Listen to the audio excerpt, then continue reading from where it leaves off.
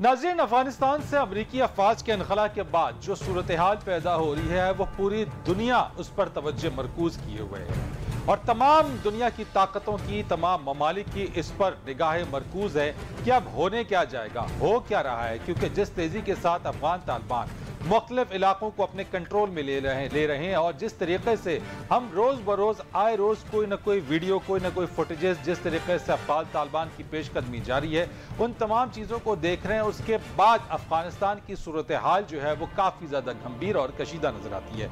यही वो सूरत हाल है जिसके ऊपर गुज़िश्ता रोज़ उज़्बेकिस्तान कॉन्फ्रेंस के अंदर अफगान सदर अशरफ गनी की पाकिस्तान पर तनकीद हुई और उस पर वज़ीर आज़म इमरान खान ने उसका जवाब भी दिया और जवाब बिल्कुल वाज़ेह था कि जब हम कह रहे थे कि उनसे बात की जाए तब बात नहीं हुई और जबकि काफ़ी तेजी के साथ पेशकदमी जारी है या अफगान तालिबान जो है वो पूरा अफगानिस्तान को अपने कंट्रोल में लेने के करीब है, तो अब बातचीत के बारे में कही जा रही है और सारा मलबा पाकिस्तान पर डाला जा रहा है।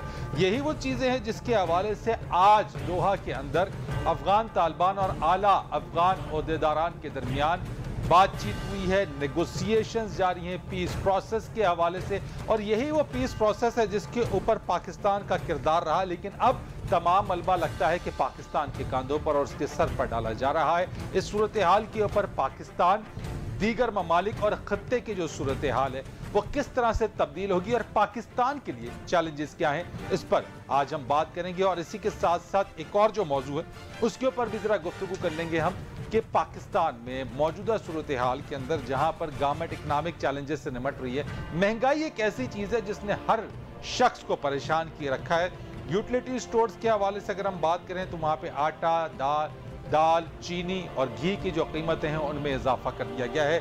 पेट्रोल की कीमत बढ़ा दी गई है और लेकिन हुकूमत का मौक़िफ़ ये कि अब भी दीगर जो खित्ते हैं उसके मुकाबले में पाकिस्तान में पेट्रोली मसनूआत की कीमतें काफ़ी कम है। इन सब पर आज बात करेंगे। मेरे साथ बात करने के लिए मौजूद हैं एंकर पर्सन सीनियर साहब भी तजियाकार हैं और ये मकबूल जान साहब हमारे साथ मौजूद है। बहुत शुक्रिया सर, आप हमारे साथ मौजूद हैं। इसी के साथ साथ मुझे ज्वाइन करेंगे lieutenant general retired Amjad Shoaib साहब, दिफाई तजियाकार मेरे साथ मौजूद हैं और तजियाकार मोहसिन बेग साहब मेरे साथ मौजूद होंगे। आप तमाम मेहमानों का सर बहुत बहुत शुक्रिया। और ये साहब आपसे मैं आगाज करता हूँ, होने क्या जा रहा है ये अफगानिस्तान के अंदर? ताकत के बलबूते के ऊपर ही हुकूमत बन जाएगी अफगानिस्तान में? देखें, जो अमेरिका का और तालिबान का एग्रीमेंट हुआ है उसके अंदर एक शिक है बहुत कमाल की, जो इस बात को वाज़ेह करती है कि आइंदा इक़्तिदार किसका होगा। अमेरिका 11 सितंबर के बाद एक मकसद लेके वहां आया था कि अफगानिस्तान की सरजमीन जो है वो किसी दूसरे मुल्क के लिए दहशतगर्दी के लिए इस्तेमाल नहीं होगी। इस मुआहदे के अंदर वो जमानत कौन दे रहा है? तालिबान। जो काम 48 मुल्क नहीं कर सके कि हम वहां पर दहशतगर्दी खत्म करें, उसकी जमानत देने के लिए तालिबान को कहा जा रहा है कि आइंदा आप जमानत देंगे कि ये मुल्क इस्तेमाल नहीं होगा। अशरफ गनी की हुकूमत नहीं दे रही, 3,50,000 फौज नहीं दे रही और लोग नहीं दे रहे। तो एक तो यह है कि all 48 countries and in America accepted कि आइंदा रूलिंग एलीट कौन होगी। और दूसरा यह है, एक बात लेकिन ताकत के हवाले से मेरा सवाल ये कि क्या ये ताकत के बलबूते पर ही हुकूमत बनेगी? क्योंकि ऑलरेडी अमेरिका ये पहले कह चुका है कि अगर कोई ताकत के बलबूते पर हुकूमत बनती है तो हम उसे तस्लीम नहीं करेंगे, कबूल नहीं करेंगे। नहीं, आप उन्होंने तस्लीम किया। उन्होंने तो ये यहां तक तस्लीम किया कि जब तालिबान को मज़ाक़रात किस बुनियाद पर तालिबान को जमहूरियत की बुनियाद पर लेके आए थे, मज़ाक़रात की मेज पे किस बुनियाद पे उनको एक्सेप्ट किया था कि इस्लामिक अमारात Afghanistan which America does not accept, ये लिखा हुआ था एग्रीमेंट के ऊपर और नीचे United States of America agrees to. क्या वहां पर कोई आसमान से वही उतरी थी? ताकत की बुनियाद पर तालिबान को सामने लाया गया। एक तो बात ये तय कर लें। दूसरी बात, अब अगली बात पे आ जाते हैं कि ख्वाब नहीं देखा करते। जो हम लोग जो चीज अपने लिए पसंद करते हो वो उनके लिए पसंद करो। आप इमरान खान को राजी कर लेंगे वो सिविल बुनियाद हुकूमत बनाने के लिए अपना नून लीग और उसके साथ अपना पीपल पार्टी के साथ? आप नरेंद्र मोदी को राजी कर लेंगे अपना सोनिया गांधी के साथ हुकूमत बनाने के लिए? आप जो बाइडेन को राजी कर लेंगे ट्रंप के साथ हुकूमत बनाने के लिए? क्या अफगानिस्तान इस दुनिया में कोई नया नक्शा बन गया हुआ है कि वहां सिविल बुनियाद हुकूमत होनी है?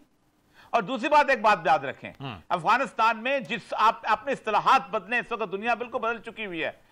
अफगानिस्तान में आज भी आप उसको अशरफ गनी को लेजिटिमेट गवर्नमेंट इसलिए कहते हैं कि बाकी दुनिया एक्सेप्ट करती है।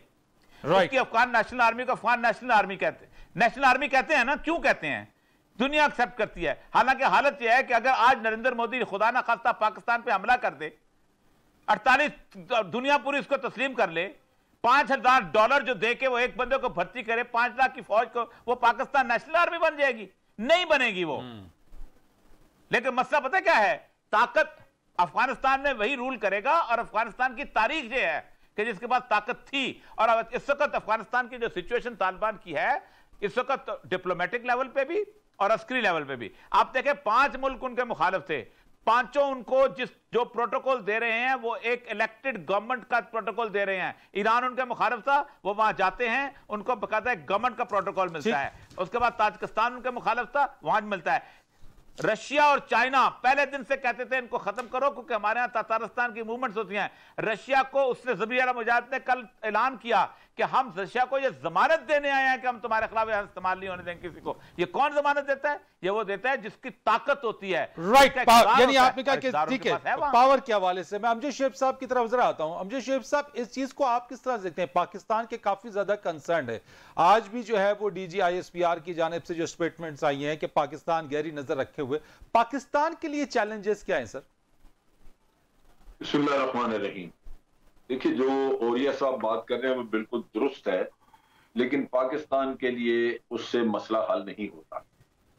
हम देखना चाहते हैं अफगानिस्तान को एक स्टेबल कंट्री, जहां एक ऐसी हुकूमत हो जिसकी अफगानिस्तान के हर कोने के ऊपर रिट हो, और वो वहां से वो कहने को तो वो कहते हैं कि हम जमानत देंगे, लेकिन उनकी रिट होगी वहां पे तो तभी वो जमानत भी कारामद होगी कि उनकी सरजमीन से किसी और को कोई तकलीफ ना हो, उनके ऊपर कोई दहशतगर्दी ना हो। अगर मिसाल के तौर पे उनकी पूरे अफगानिस्तान पे रिट नहीं है, शुमाल में कोई इलाके रह जाते हैं या मगरब में कोई इलाके रह जाते हैं, तो वहां खुद ब खुद फिर दहशतगर्द तंजीमें जो हैं वो अपने वो पनपना शुरू करेंगी, और वो हमसाया ममालिक में कार्रवाइयां करनी शुरू करेंगी। ये एक इशू है जिसकी वजह से तमाम हमसाया मुल्क परेशान भी हैं, और वो चाहते हैं कि यहाँ पे ऐसी हुकूमत बन जाए जिसकी रिट पूरे अफगानिस्तान के ऊपर हो, और वो तभी होगी अगर सारे लोग जो सारे उसमें इस जो भी हुकूमत बने उसको सारे। लेकिन सर, इल्जाम तराशियां कैसे खत्म होंगी? क्योंकि जो चीज, जो रोल पाकिस्तान ने प्ले किया वो दोबारा से हो रहा है कि 10,000 जंगजू पाकिस्तानी सरहद क्रॉस करके अंदर आ रहे हैं। हम पर जो है वो तालिबान सपोर्ट करने का जो है वो एयरफोर्स के हवाले से इल्जामात लगाए जा रहे हैं पाक फजाइया के ऊपर। ये किस तरह की चीज है सर, जब पाकिस्तान अपना सारा रोल भी प्ले कर रहा है? नहीं, ये नहीं होगी। देखिए, मैं एक बात समझ लीजिए कि अमेरिका इनका सबसे बड़ा हमायती था, साथ रहा, वो इनको छोड़ गया। ये बाइडन के पास गए, अशरफ गनी और अब्दुल्ला, उसने कहा जी अब आप जाने और आपका काम जाने। अब ले दे के उनका हमायती या उनको सपोर्ट अगर है तो वो सिर्फ भारत से, वो अब तकिया करके उस पर बैठे हुए हैं। तो भारत जो इनके कान में फूंक मारेगा ये वही बोलेंगे। यही वो हुकूमत है जिसने 2011 अक्टूबर में भारत के साथ एक स्ट्रेटेजिक पार्टनरशिप का एग्रीमेंट किया था, जिसके तहत ये कोई भी स्टांस लें, कोई भी फैसला करें, वो यूनाइटेड नेशन में हो या खित्ते के मामले में हो, कोई सियासी फैसला, तो भारत की मशावरत से करें। ठीक, लिहाजा भारत इनके कान में डालता है कि जी ये इस तरह हो रहा है। तो मकसद ये है कि हो सकता है ये बेचारे जो हैं, जो सुनते हैं वो उस पर यकीन भी करते हों, लेकिन ये कहेंगे। अशरफ गनी तब मुतमईन होगा अगर पाकिस्तान ये कह दे कि हम अशरफ गनी को सदर मानते हैं और हम तालिबान को भी राजी करेंगे कि वो आपको सदर मान लें। अशरफ गनी ये चाहता है, वो कहता है कि जी सपोर्ट अगर आप तालिबान को नहीं कर रहे तो फिर आप मुझे क्यों नहीं कहते कि भाई मैं सदर हूं यहाँ। वो आप कह नहीं सकते। वो उसकी वजह ये है कि वो तालिबान तस्लीम करें तो तब होगा ना। कोई तालिबान को छोटा मोटा मसला तो नहीं है, तालिबान तो एक बहुत बड़ा स्टेक होल्डर ग्रुप है वहां पे। राइट साहब, मैं मोहसिन बेग साहब की तरफ आता हूं जरा। बेग साहब, आपने औरिया साहब की भी गुफ्तगू सुनी, जनरल अमजद शेख साहब की भी गुफ्तगू सुनी। सर, ये अफगानिस्तान का जो अमन का मामला है कि वहां के अमन को पाकिस्तान के अमन के साथ जोड़ा जाता है, तो सर इसका मतलब ये हुआ कि अगर वहां ये अनरेस्ट है तो पाकिस्तान को भी क्या यही चैलेंजेस का सामना करना पड़ता रहेगा मुस्तकबिल में भी? बहुत शुक्रिया जी।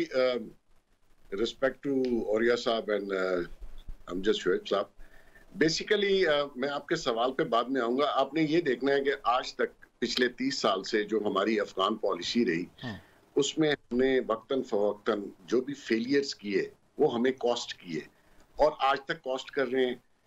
और उसकी वजह से ही, फेलियर्स की वजह से इंडिया को वहां आके इंडिया बैठ गया। उन्होंने जो कुछ हमारे साथ फाटा में किया या बलूचिस्तान में किया वो आप सबके सामने है और हमने उसकी बहुत बड़ी एक कॉस्ट पे की है। आप जो भी पॉलिसी मेकर्स हैं, जिस तरीके से वो अफगान पॉलिसी को देख रहे हैं, मैं समझता हूँ अभी भी हमारे पॉलिसी मेकर्स को समझ नहीं आ रही कि इस मसले को कैसे हल करना है। अगर जिस तरीके से ग्लोरीफाई किया जाता है तालिबान को, नेचुरली उसका इम्पैक्ट पाकिस्तान में पड़ता है और यहाँ की बहुत से लोग उसी तर्ज से, तालिबान की तर्ज से वो चाहते हैं कि एक इस्लामी, सो कॉल्ड इस्लामी गवर्नमेंट बन जाए और वो जो तालिबान है वो बरसर इक़्तिदार आए। और पीछे हमने देखा बहुत सी तंजीमें उठी और बहुत हमारा नुकसान भी हुआ और बहुत मुश्किल से हमने उसको कंट्रोल किया। अभी भी हमारे पास अफगानिस्तान के लिए कोई पॉलिसी नहीं है। हमें समझ नहीं आ रही कि हम इस मसले को हल कैसे करेंगे। दो चीजें, एक पॉलिटिकली हल करना है और दूसरा जो बॉर्डर की सिचुएशन है उसको, और जो रिफ्यूजीज का इन्फ्लो है उसको कैसे हल करना है। अभी इन्होंने थोड़े दिन पहले जर्नलिस्टों और मीडिया पर्सन्स को भी ब्रीफिंग दी थी कि जी 3 लेयर्स हमने बना दी हैं। मकसद ये है कि ये लेयर्स आप चाहे 10 बना दें। हमारे यहाँ पश्तून बेल्ट के लोग ज्यादा जो हैं अफगानिस्तान साइड से आते हैं, उज़्बेकिस्तान की तरफ जाते हैं, हजारा मोस्टली जो है वो ईरान की तरफ जाते हैं। जो हमारे पश्तून भाई हैं उनकी बहुत ज्यादा रिलेशनशिप है पाकिस्तान इस बॉर्डर के इस साइड पे। आप उनको रोक नहीं सकेंगे। वो अगर किसी कैंप में भी आप रोकेंगे तो उनके भाई बहन रिश्तेदार बहुत ज्यादा लोग हैं और जो अफगानी रिफ्यूजीज यहाँ पे थे उनकी तीसरी नस्ल है, उनके पास ID कार्ड भी हैं और वो यहाँ लैंड ऑनर भी हैं, प्रॉपर्टी ऑनर्स भी हैं, बिजनेस कर रहे हैं, बड़े वो कहते हैं सक्सेसफुली बिजनेस कर रहे हैं। तो पॉलिसी आज भी फ्रैंकली मुझे तो नजर नहीं आ रही। किसी तरफ से कोई बयान आता है, किसी तरफ से कोई। किसी दिन हम तालिबान को ऐसा ग्लोरीफाई करते हैं सोशल मीडिया और मीडिया के ऊपर जैसे वो पता नहीं। तो बात वही है कि उनका मोरल डेफिनेटली हाई है। अशरफ गनी साहब को जो मौजूदा गवर्नमेंट है, अनफॉर्चुनेटली हमारी पॉलिसी देखिए कि जो भी 30 साल में गवर्नमेंट आई वहां पे वो पाकिस्तान के खिलाफ ही रही। इसी चीज के ऊपर जो अफगान तालिबान है उनके तर्जुमान सुहेल शाहीन भी हमारे साथ मौजूद होंगे, उनसे भी बात करेंगे, लेकिन एक ब्रेक के बाद।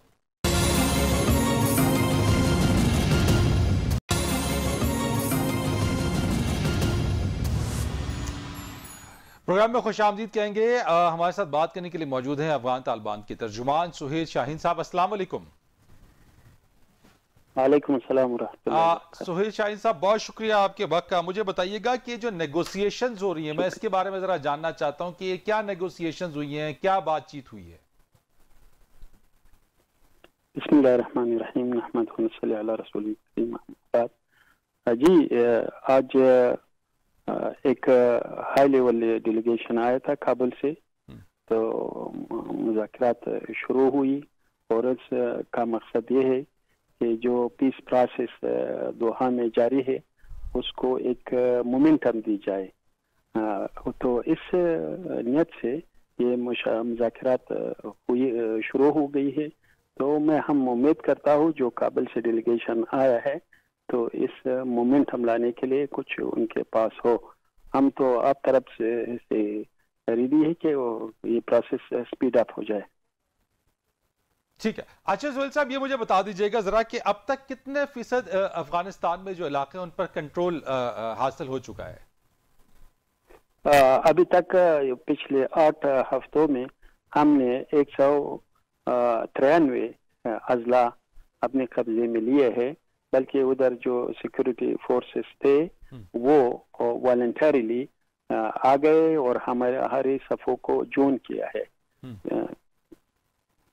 तो इसमें 65 अजला पहले थे हमारे पास और 193 अजला हमें पिछले हफ्तों में लिए हैं।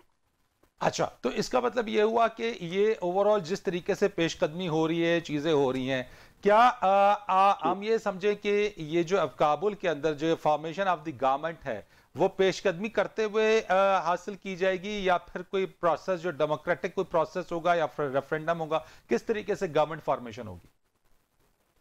वो पीसफुल नेगोशिएशन, एक नेगोशिएटेड सेटलमेंट, वो तो हमारी पॉलिसी है, इसलिए पॉलिटिकल ऑफिस बनाया है और हम इधर दोहा में मुज़ाकरात कर रहे हैं मुकाबिल टीम के साथ पिछले कई महीनों से। उसमें कोई चेंज नहीं आते।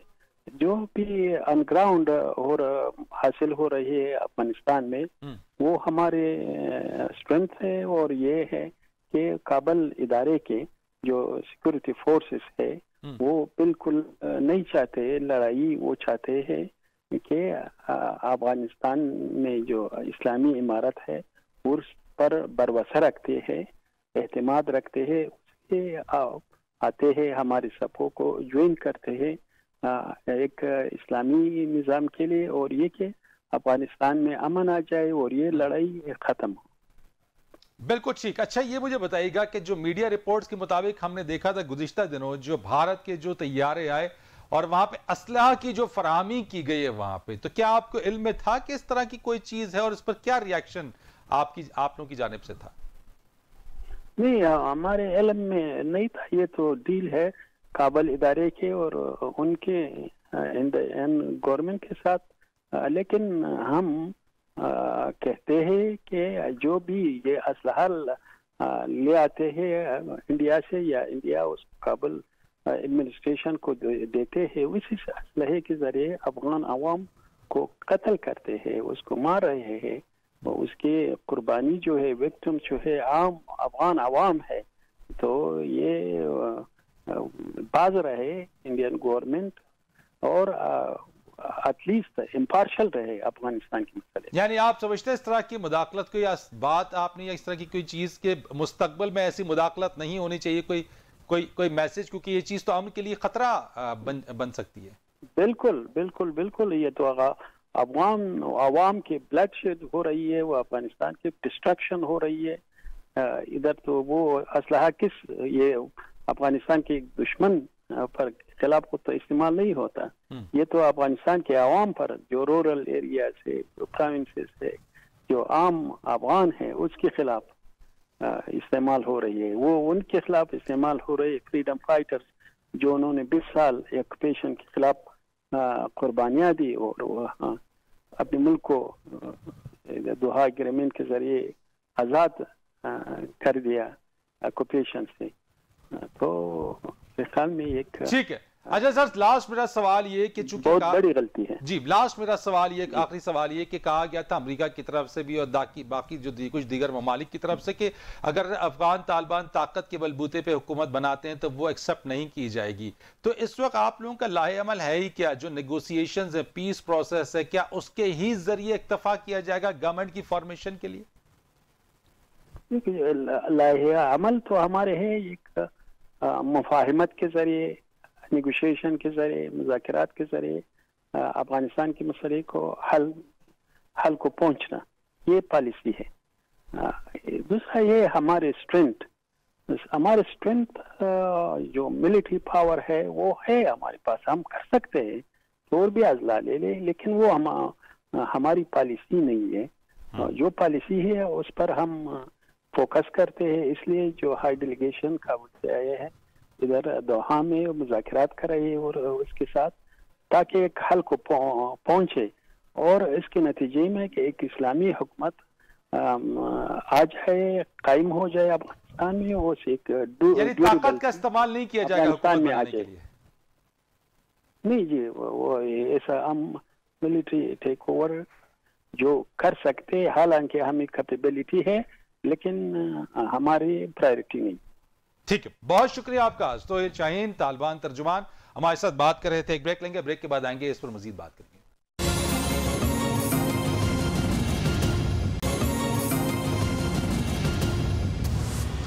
प्रोग्राम में खुशामदीद आपको कहेंगे। और यह सब हमने बात भी किया अफगान तालिबान के तर्जुमान से भी। वो कहते हैं हमारे पास कैपेबिलिटी तो है कि ताकत के बलबूते पर हम कर लें, कंट्रोल हासिल कर लें, हुकूमत बना लें, लेकिन हमारी प्रायोरिटी नहीं है। देखिए, मिलिट्री स्ट्रेटजी में इस वक्त मेरा ख्याल है तालिबान की और सफारतकारी के तालिबान जो सूरत चल रहे हैं, मुझे लगता यह है कि आने वाले वक्तों में फ्रेशर स्कूल ऑफ डिप्लोमेसी में उनकी सफारतकारी पढ़ाई जाएगी और सैंडर्स में कहीं मिलिट्री स्ट्रेटेजी पढ़ाई जाएगी, लगता यही है। उन्होंने पूरे अफगानिस्तान के रूरल एरिया को कब्जा किया हुआ है। 100 एंड अबव जो एरियाज हैं, बाकी जो एंट्री पॉइंट है, वहां तालिबान लोग बैठे हुए हैं और वो तजारत के जो काफिले आते हैं, $1.8 बिलियन जो है उसका पर मंथ वो वसूल करेंगे। गांव से आपकी सब्जियां जाती हैं, आपका सामान जाता है और शहरों को जाता है। आप शहर कितनी देर तक सर्वाइव कर सकेंगे? आपने अगर काबुल से गजनी आना है तो आपके पास सिवाय एक हेलीकॉप्टर के कोई रास्ता नहीं है। तो इसका मतलब यह है कि तालिबान ने अपनी फोर्स स्ट्रेंथ के हिसाब से वो है, एक ना एक दिन स्टैंडर्ड कर जाएंगे। आपके पास कोई सूरत हाल तो है नहीं, आप एयर ड्रॉप से तो नहीं मुल्क चलाया करते ना। उनके पूरी स्ट्रेंथ उनकी कंप्लीट है। वो मुल्क जो कभी आपको दुश्मन समझते थे, वो आपको एक हुकूमत का प्रोटोकॉल दे रहे हैं। जिस ताजिकिस्तान से अमेरिका जो था वो अपना बन के आया था, सवार होकर आया था कोलाब के रास्ते से, उस ताजिकिस्तान में तालिबान के पास ना हुकूमत है ना गवर्नमेंट है, और वो उनको एक्सेप्ट कर रहे हैं। अच्छा, अब आते हैं सूरत हाल ये वो। अभी मोहसिन बेग साहब ने एक तारीखी बात की है, मैं तारीख दुरुस्त कर दूं। 30 सालों के अंदर 5 साल सिर्फ तालिबान की हुकूमत के 1995 से लेके 2001 तक थे कि जो बॉर्डर पे अमन हुआ है। मैं गवाह हूं उस चीज का। पाकिस्तान की ड्यूरन लाइन में 70 साल में कभी बुर्ज नहीं लगी थी, कभी आपने वहां सर्वे नहीं किया था। मैं डिप्टी कमिश्नर चागी था, 350 किलोमीटर की मैंने खुद बुर्जियां अपने हाथों से लगवाई हैं। पाकिस्तान से कोई चोरी की चीज होती थी वहां जा नहीं सकती थी। दुनिया के अंदर उन्होंने प्रूव किया कि स्टेट क्या चीज होती है, इनविजिबल हो तब भी होती है। मैं कल भी एक जगह कह रहा था, 97% पॉपी होती थी अफगानिस्तान से, 24% अमेरिका में बिकती थी, 23% यूरोप में बिकती थी, 14% अफगानिस्तान चाहे चीन में बिकती थी, रूस में बिकती थी। एक कलम था मुल्ला अमर का, 0 पे आ गई थी। अच्छा, मैंने देखिए सूरत-ए-हाल जो है प्रोपेगेंडा तो आप बड़ी आसानी से कह सकते हैं। 1989 तक रूस वहां रहा है, पाकिस्तान में धमाके होते रहे हैं। 1989 में रूस वहां चला गया, 89 से लेके 2001 तक कोयटे के बाजार रात को 1 बजे तक खुले होते थे और हम कुचलाक में जाके चाय पिया करते थे, तो किस्सा खानी बाजार खुला होता था, अमन था, सुकून था। 2001 में अमेरिका वहां से आया जहां धमाके शुरू हो गए। मसला सारा यह है कि एक तारीख है, उस तारीख को बद को इस बुनियाद पे, इस तासुब की बुनियाद के तालिबान का इस्लाम, अफगानिस्तान का इस्लाम अफगानिस्तान के माशरे के मुताबिक है। वहां अगर एक हिंदू औरत है तो वो भी एक शटलकॉक बुर्का पहनती है। ये नहीं हो सकता कि आपकी तरह वो लिबास पहने, ना वो आप उनको मजबूर करें ना आप उनको मजबूर करें इस्लाम पहनने का। यहां के इस्लाम से डरते हैं तो आप खुद मुकाबला करें, उनके खाते पे रख के ना करें। एक बात यह है। दूसरी बात आपको यह बताऊं कि इस वक्त अफगानिस्तान के अंदर जो सूरत हाल है, उस सूरत हाल में आपको बिल्कुल मुकम्मल तौर पे खैर जारत खड़े चाहिए वो करें। और बात आपकी उनकी ठीक है कि हमारा मफाद इसमें है कि वहां पर पीसफुल गवर्नमेंट बने, लेकिन क्या पूरी दुनिया में पीसफुल गवर्नमेंट होती है? क्या पाकिस्तान में बलोचिस्तान की डिस्टर्बेंस नहीं है? राइट, ठीक है। मैं आपकी मुल्क बताएं जहां पीसफुल गवर्नमेंट हो। मैं आपकी इसी बात को जरा मोहसिन बेग साहब से ले लेता हूं कि बेग साहब कि आप बिल्कुल किसी तरह की इंटरफेरेंस नहीं होनी चाहिए जो औरिया साहब बात कर रहे हैं, और बिल्कुल आप न्यूट्रल रहें। क्या हम इस वक्त न्यूट्रल अंदाज में अपना किरदार अदा कर रहे हैं?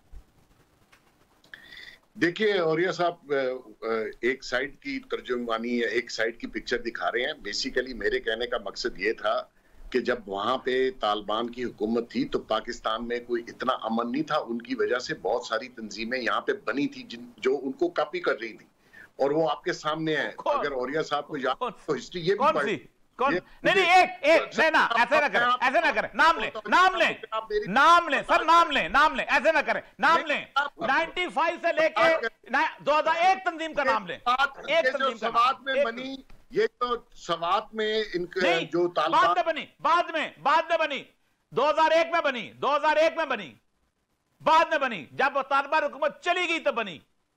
उनके दौर में कोई तंजीम नहीं बनी। यहाँ पर चैलेंज है मेरा, उसी पैटर्न को लेकर मेरा चैलेंज है सर, नहीं बनी। टेक ओवर नहीं किया और गिलगित बल्तिस्तान में एक तंजीम सामने आ गई, वही हुलिया बड़े बालों वाला। तो आप मेरी बात अगर आप कौन सा वही बात बोल रहे सर? अच्छा सर, मैं जरा बेग साहब की बात ले लूं, फिर आपकी तरफ मैं आ जाता हूं सर। मैं बेग साहब की तरह कमेंट ले लूं सर। ओके, चलें आ जाओ बेग साहब। देखिए ना, अब औरिया साहब ये समझते क्या तारीख उन्होंने पढ़ी है और बाकी लोग ने तारीख नहीं पढ़ी भी। हमने तारीख देखी भी और पढ़ी भी है। तो मकसद ये है कि ग्लोरीफाई नहीं करना चाहिए। पाकिस्तान एक स्टेक होल्डर है। पाकिस्तान चाहता है कि वहां पीस होगा तो पाकिस्तान में अमन होगा। अगर वहां पे डिस्टर्बेंस है तो उसका फॉल आउट पाकिस्तान पे आता है। और हमने ये फॉल आउट बर्दाश्त किया पिछले 3 दहाइयों में। तो ऐसा नहीं है कि हम वहां पे डिस्टर्बेंस चाहते हैं, हम चाहते हैं वो फैसला खुद करें, इसमें कोई शक नहीं है। लेकिन वहां के जो भी गवर्नमेंट आती है, अनफॉर्चुनेटली सम रीजन उसका अच्छा या बुरा इंपैक्ट पाकिस्तान पे पड़ता है। राइट सर, मैं सर जरा इस चीज को कंक्लूड कर लूंगा, जरा सा अमजद शेख साहब इसी चीज के ऊपर एक कमेंट कर दे, एंड देन मैं लास्ट एक कमेंट लूंगा आप तीनों से with respect to the rising inflation. Amjad sahab इस चीज के ऊपर जरा आप भी कमेंट कीजिएगा अफगानिस्तान वाले मामले के ऊपर, एंड देन मैं आपसे नेक्स्ट इन्फ्लेशन पे बात करूंगा। देखिए, जहां तक अफगानिस्तान में तालिबान के पहले रूल का ताल्लुक है, बिल्कुल उनका रूल था, हमें मगरबी सरहदों पे एक भी सिपाही रखने की कोई जरूरत नहीं थी उस जमाने में। लेकिन वो नॉर्थ में उनकी रेट नहीं थी। अहमद शाह मसूद का जो इलाका था वो हमेशा से ही इनसे दूर रहा और उन्होंने कभी इनकी रेट तस्लीम नहीं की, जिसकी वजह से वहां पे इंग्रेस रही ईरान की, रशिया की और इंडिया। ये वो एलिमेंट है जो हमेशा वहां पे बदअमनी का बायस बना, क्योंकि सारा अफगानिस्तान जो है वो जब एक चीज पे राजी नहीं है तो जो नाराज हैं या जो उस चीज से एग्री नहीं करते वो बाहर से मदद देते हैं और प्रॉक्सी बन जाते हैं। ये एलिमेंट आज भी मौजूद है कि अगर तालिबान वहां पे अपनी हुकूमत कायम कर लें और नॉर्दर्न लोग या मगरबी जो वहां पे ताजिकिस्तान वगैरह के साथ लोग अगर वो उसको तस्लीम नहीं करते तो वो किसी न किसी की प्रॉक्सी बन जाएंगे। तभी यहाँ पे खित्ते में ये कोशिश की जा रही है कि खित्ते के सारे मुल्क मिलके इस पे काम करें। राइट सर, यही वो चीज है जिसके ऊपर सर कहा यह जा रहा है कि अफगानिस्तान के मामले पर नया ब्लॉक भी तश्कील दिया जाएगा और ये पाकिस्तान और उज़्बेकिस्तान में इत्तेफाक भी हुआ है। और ये साहब 20 सेकंड्स के अंदर सर बता दें, क्या करंट गवर्नमेंट के लिए जो इन्फ्लेशन है मजबूरी है या फिर ये इसके लिए एक बड़ा चैलेंज है कि इन्फ्लेशन किए बगैर गवर्नमेंट नहीं रह सकती है? ये सवाल आपने 20 साल का किया है, दिए मुझे 20 सेकंड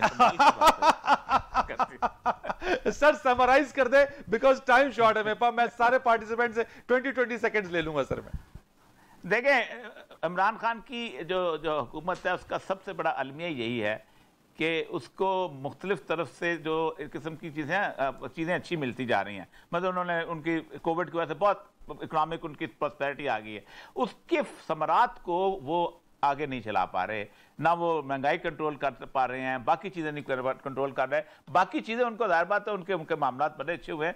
खान साहब को बुनियादी तौर पे कंसंट्रेट इस पर करना चाहिए कि कैसे वो महंगाई को कंट्रोल करते हैं। अच्छा, उसमें होता यह है कि प्राइसेस को कंट्रोल करना नहीं होता, आप मार्केट की जो फोर्सेज है उनको कंट्रोल करते हैं, आप ज़खीरा अंदोज़ी को कंट्रोल करते हैं, ये चीज़ें। तो बहरहाल वो राइट सर, मैं मोहसिन बेग साहब आपका पॉइंट ऑफ व्यू लेना चाहूंगा सर कि और ये साहब ने जो बात की है मार्केट फोर्सेस को कंट्रोल करने में क्यों ना कामयाब भी हो सके खान साहब?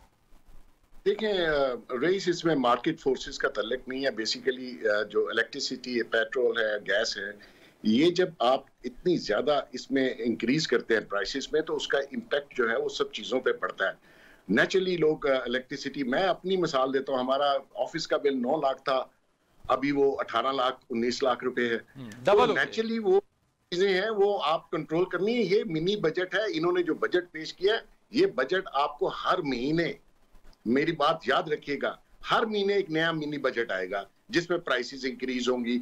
और जो कि मैं समझता हूं कि लोगों के लिए, ये खित्ते में कहते हैं कि जी पेट्रोल कम है, आप खित्ते की जरा पर कैपिटा इनकम भी देख लीजिए, लोगों के वसाइल देख लीजिए। यहाँ तो आप महंगाई करें तो लोगों की इनकम भी बढ़ाएं, फिर फील नहीं होगा। तो नहीं कड़ी है। राइट सर, यानी इनकम भी बढ़ाना जरूरी। अमजद शेख साहब सर, यही एक बड़ा चैलेंज है, ये चैलेंज क्यों नहीं अब तक ब्रिज कर सके खान साहब, और लोग बहुत परेशान है सर राइजिंग इन्फ्लेशन की वजह से? फरीद मियां, मैं कहूंगा अपने अंदर झांकें, टैक्स कोई देना नहीं चाहता और इनकम बढ़ेगी कैसे? और दूसरी तरफ आप ये देख लीजिए कि करप्शन के खिलाफ जो भी पाकिस्तान में उठ के खड़ा होगा उसके साथ कोई तावन नहीं किया जाएगा। टैक्स तो इनडायरेक्टली बहुत सारा दिया जा रहा है सर, इनडायरेक्ट लेवल पे तो बहुत टैक्सेस दे रहे हैं सर। 72%। आप इनकम टैक्स वगैरह जो वसूल करते हैं, कंपनियों से वसूल करते हैं, वो नहीं है भाई। आप 22 करोड़ लोगों में ये जो इंडस्ट्रियल आप बेस देख लें उसके मुताबिक क्या टैक्स हमें मिल रहा है? राइट सर, अलमिया है, ठीक है, यानी टैक्सेशन के हवाले से बहुत शुक्रिया सर आपका। Amjad Shaikh sahab thank you so much, Mohsin Baig sahab आपका बहुत शुक्रिया, और ये मकबूल जान साहब आपका बहुत शुक्रिया। फरीद रईस को इजाजत दीजिएगा, अल्लाह हाफिज।